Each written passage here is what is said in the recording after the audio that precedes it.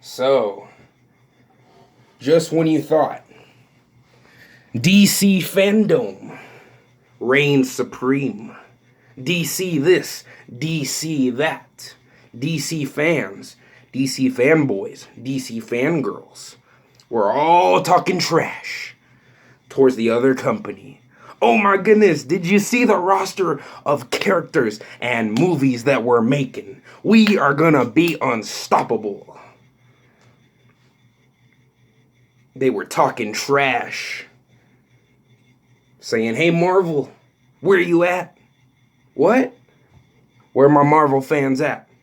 Huh? I think this is gonna be DC's year. I'm not gonna say anything because I respect both companies.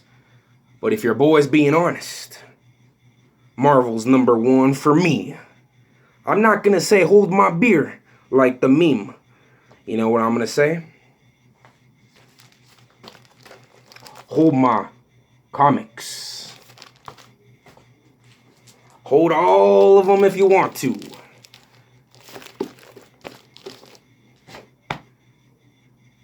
We're about to shock the world. And I'm not even talking about the shocker from Spider-Man. Watch out.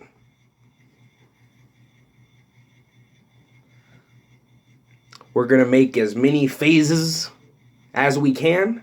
And if I'm being honest with you, I'm going to throw a little jab to DC. But this is a respectful jab. Alright? This isn't a beef or a diss. DC is still on phase 1.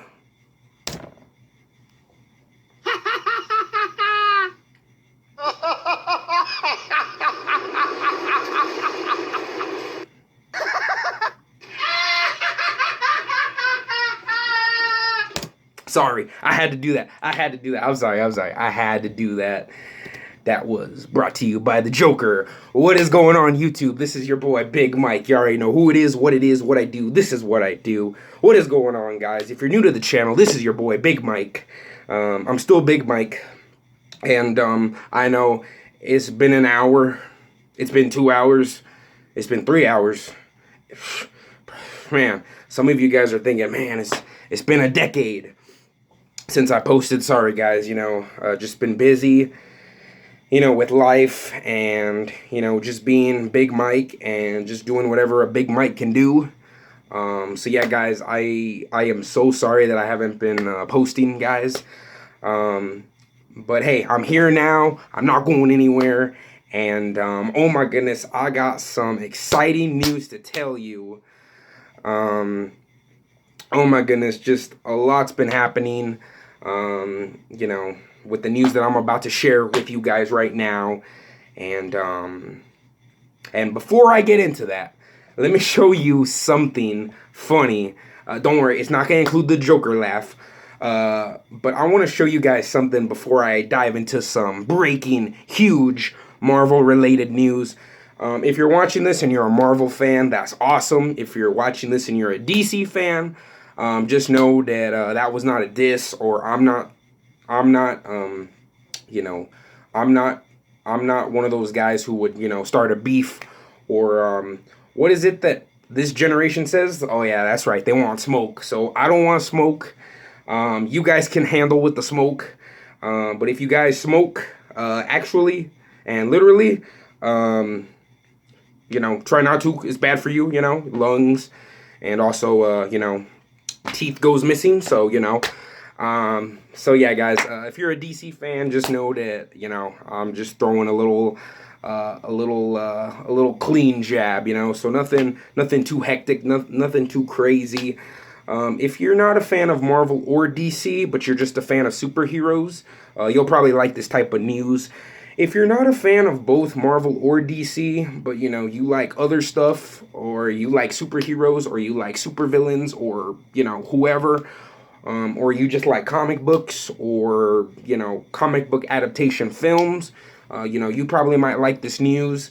But let me show you guys something. So without further ado, I'm just gonna stop repeating. I know I'm repeating a lot. But let me just show you guys something funny. It's just gonna be something very quick. It's just gonna be like 5 seconds.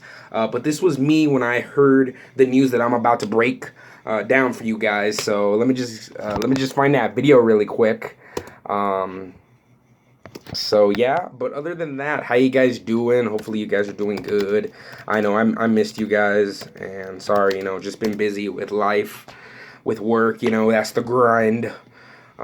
So let me see if I can find it though. Yeah, like I said, as soon as the news broke out yesterday on what I'm about to tell you guys right now, I pretty much clicked on all of them. Just to, do my digging, do my researching. But let me see if I can find it though. Maybe I might have passed it. I'm not 100% sure on that. Let me just move this really quick. Where is it? So yeah, hopefully you guys are doing good. Hopefully you guys are staying safe. I know it's been a while. It's been a minute, an hour. It's been a second. It's been 2 seconds. It's been 3 seconds. However, you guys wanted to, however you guys talk nowadays. I'm just trying not to be late to the party. Where's the video? Oh man. Oh, okay. I found it. Okay, so I'm gonna show you guys something. Yeah, it's funny. You guys are watching me on YouTube, and I'm about to show you a video from YouTube. YouTubeception? No, I'm just kidding.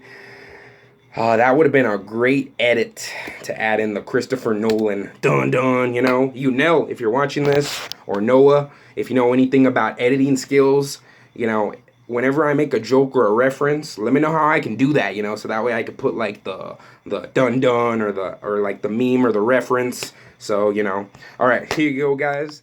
Let me just show you this little 5-second clip, and this is how I felt yesterday when I heard this news that I'm about to give to you. So here we go. YouTubeception right here. Right, here we go. Oh, snap. My bad.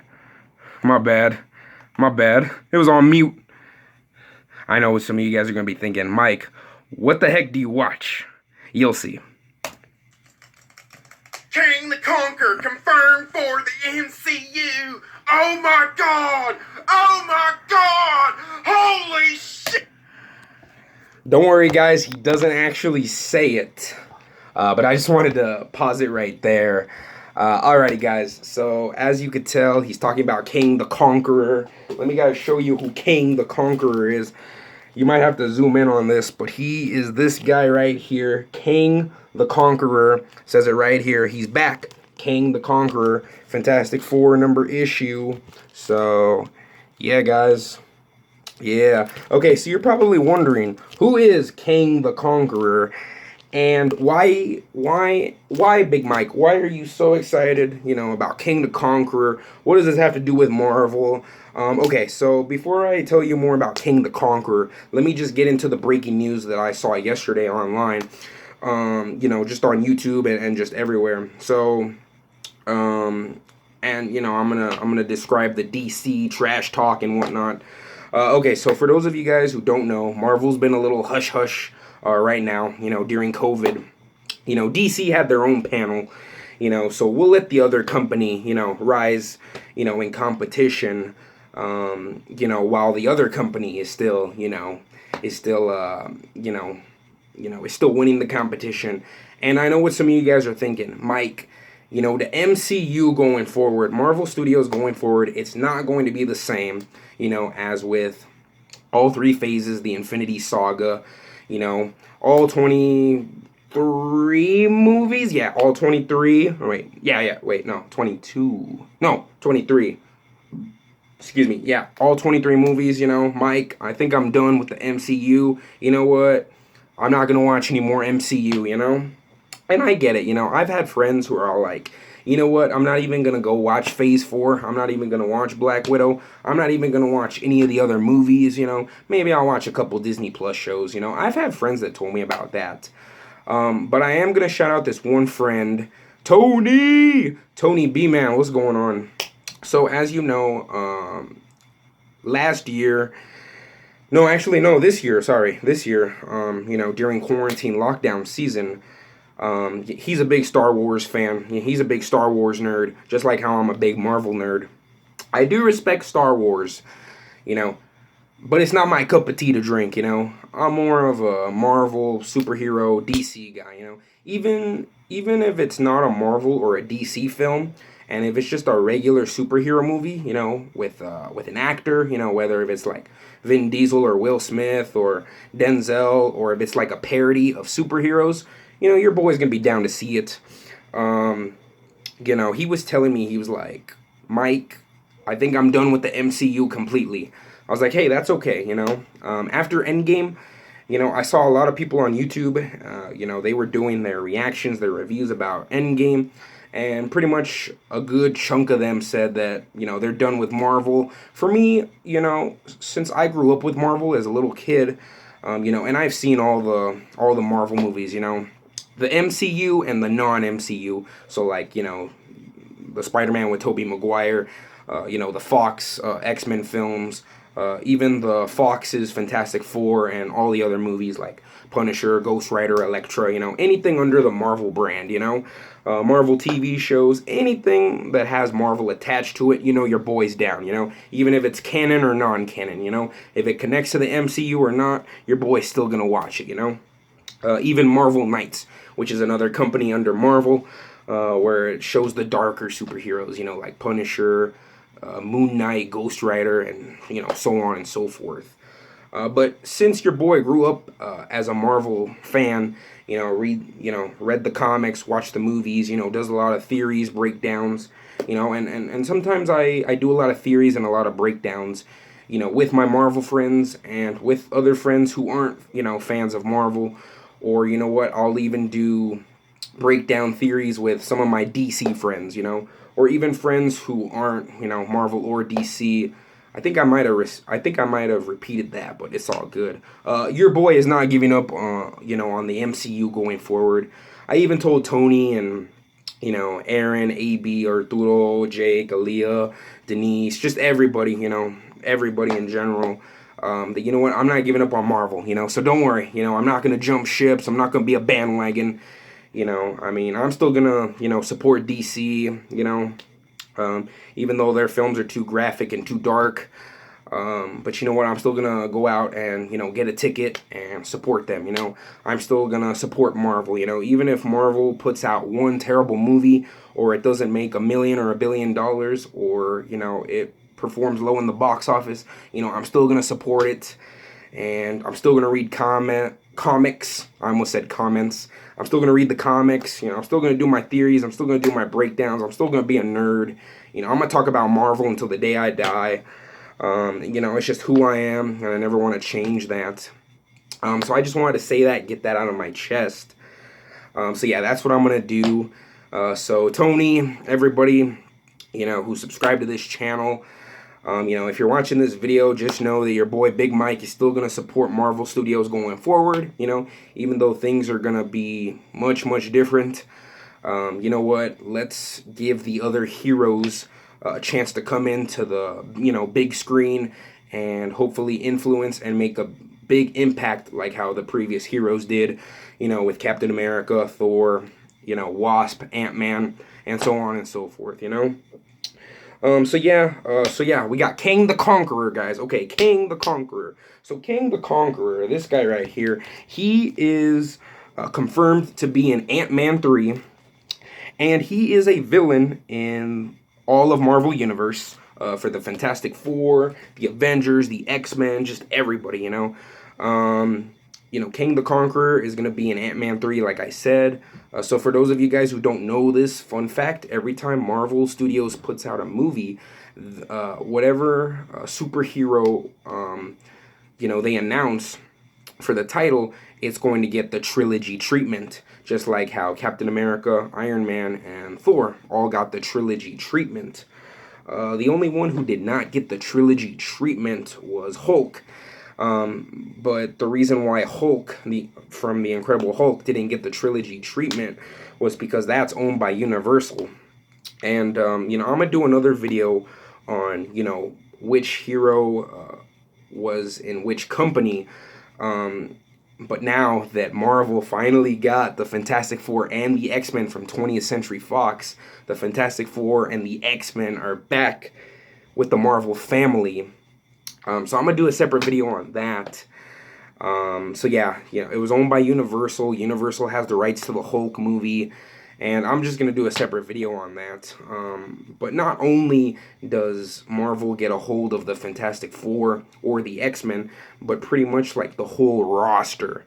And with the X-Men, there's not just like 10 characters, that you know of, There's hundreds and thousands of X people, that Stan Lee and Jack Kirby, did back in the 60s. And, we're going to get all of the X-Men. So, we're just not going to get Colossus, Wolverine, Magneto, everybody. No, we're going to get, like, the whole entire ensemble. And, I'm curious to see what Kevin Feige and Marvel Studios, has to cook up with the X-Men. Because, like, you're talking about, like, hundreds and thousands of X-Men characters that we didn't even get to see in the Fox 20th Century Fox movies, like it's just, oh my goodness, and plus, I don't know all of the X-Men roster, but, I can just imagine, like, how many characters that Stan Lee and Jack Kirby and whoever else worked under Marvel with X-Men doing the illustrations, like how many characters that they created, and could we see those on the big giant screen? Possibly, So, Kevin Feige and Marvel Studios said that they're going to take their time with the X-Men. They're not going to rush. Same thing with the Fantastic Four. They're not going to rush. So, let me just check something, and then I'll dive deep into Kang the Conqueror. Okay, so who is Kang the Conqueror? Okay, of course, I had to take a little bit of notes for those of you guys who are not Marvel nerds or Marvel fans like me. I'm just going to give you a little brief introduction of Kang the Conqueror, and I'm going to talk about, Ant-Man 3, and possibly, this is how the Fantastic Four can be set up into the MCU, and, I do believe that Kang the Conqueror is not only going to be the next bad guy, the next Thanos type villain, but I believe he is going to be set up for that Thanos big type villain, which is going to be Galactus, who is also another Fantastic Four villain and also a huge villain within the Marvel Cinematic Universe. So I'm going to talk about this. I'm going to dive deep into it. So without further ado, guys, this is your boy Big Mike. Let's jump into this. Okay, Kang the Conqueror was created by Jack Kirby and Stan Lee. Rest in peace to both of those guys. They will be missed. He first appeared in Avengers issue number 8 back in 1964. His origin is confusing, but don't worry, your boy's going to break it down. Okay, so his real name, Kang the Conqueror, well, before he becomes Kang the Conqueror, his real name is Nathaniel Richards. And Nathaniel Richards, believe it or not, is actually the son of Mr. Fantastic. Because Mr. Fantastic, his name is Reed Richards. So he's Reed Richards' son. So Nathaniel Richards, he's a scholar from the 31st century. Nathaniel was really into history and obsessed with time travel. So he discovered some time traveling tech, and he traveled to Egypt. When he arrives, he becomes Pharaoh, and crosses paths with the first mutant ever created, called Nsaba Nurto. I felt like I pronounced that wrong, but it's all good. AKA Apocalypse. So Apocalypse, I'm sure you guys have seen X-Men Apocalypse. That's kind of his initial name, but he likes to go with Apocalypse. Of course, just like how Apocalypse has so many names, Kang the Conqueror also has a lot of names too. So yeah, fun fact, guys, Kang the Conqueror actually met and crossed paths with Apocalypse. Just when you thought a Marvel villain could meet another Marvel villain. Man, that's crazy. That's like having Magneto meet with Killmonger. Like, oh my goodness, like that would just be so awesome, Can you just imagine the conversation? I can just imagine the conversation between Kang and Apocalypse. Okay, So then after meeting each other, Apocalypse becomes his heir, kind of like his right-hand man, per se.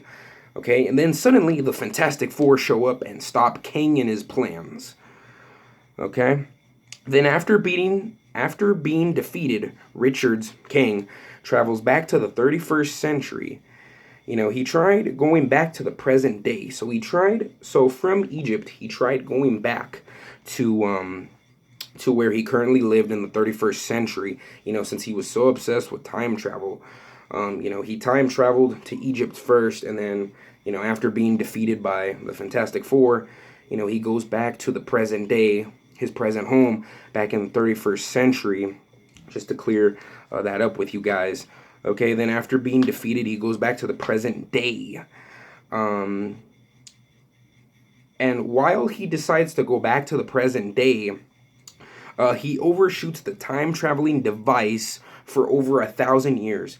So instead of him, going from Egypt to his current destination, which was back to the present in the 31st century, from Egypt he overshoots 1,000 years. So he ends up traveling 1,000 years beyond the 31st century. When arriving to that Earth, it's much different from the one that he knew. This Earth not only possessed highly advanced technology that nobody understood, but it was also ravaged by war. So then Richards creates a famous battle suit, which is the battle suit that you get right here, little green and purple, if you guys can see that. So he puts on the suit, creates it, and he conquers the Earth. Then he went on to be called Kang the Conqueror. Then Kang realized that this part of the world that he traveled to was dying, and time traveled throughout history. So pretty much what happens is, he overshoots 1,000 years, and with the technology that he sees, he uses it. He adapts to that technology. He adapts to that environment, creates the suit, creates weapons of mass destruction, creates these powerful, weapons, technology that we've never seen before, and if Kang decides to take some of that technology back to, let's say the 1800s or the 1900s, now do keep in mind he is a time traveler, so what he can do is he can take some of the tech that he built and he can just, pretty much like time travel back to, ancient history or whenever, and use that technology to defeat some of the greatest enemies during that time period, and that's why they call him Kang the Conqueror, because he can conquer anything, and if you think about it, that's why throughout the history of Marvel, the Avengers, the Fantastic Four, the X-Men, the Young Avengers, the West Coast Avengers, all the heroes, they try to gang up on Kang, but they can't beat him because the technology that he uses on them is so like futuristic, so advanced that he becomes pretty much like OP. Okay, so going back to that, just wanted to clarify that up. So back to Avengers issue, Kang reappeared in the 20th century and fights the Avengers. Kang defeats all the Avengers except for two people, the Wasp and Rick Jones. Then Kang threatens the inhabitants of Earth to have 24 hours to surrender to him. If not, then he's pretty much gonna conquer that world that the Avengers he's gonna conquer that world that the Avengers live in, and they're probably gonna make them slaves. Rick Jones, who's a friend from the comics, convinced Kang that he's his ally. Jones and his friends rescue the Avengers. During the rescue, Kang released some radiation among the Avengers and Rick. The radiation that he used on the Avengers were not immune to it, so which means that the radiation that he blasted to Thor, Mr. Fantastic, Wolverine, whoever he's fighting, they were not immune to it. But Kang's people were immune to it. So that means if Kang, said something to his servant or slave and he disagreed with him, he would blast him with radiation, and that radiation would kill him. But of course, since the Avengers can withstand that radiation, he was like, oh shoot, I'm not that powerful after all. Okay. So then, before Kang finishes releasing the radiation, Thor uses Mjolnir to absorb the radiation, and Thor sent it to Kang in a way not even he could withstand it. And the world knew of Kang the Conqueror. His powers increase strength when wearing a battle suit, so he's very strong. He has the ability to project energy, holograms, force fields. He can survive an extended period of time without food or water. He possesses a high-level intellect, skilled very well in hand-to-hand combat, an incredible tactician. He can time travel, is resistant to radiation, has high advanced technology, and can control most forms of technology. So this guy is pretty much OP. This guy right here, Kang the Conqueror, and he is pretty much a menace to society. Pretty much throughout the history of, the Marvel Cinematic Universe. And so now I'm going to dive deep into why I believe that Kang is going to be set up the way that Loki was set up before Thanos showed up.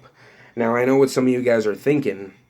Now that Thanos is dead, the Infinity Gauntlet is destroyed, the Infinity Stones, are no more. But there is a theory that the Infinity Stones are still floating out there, in space.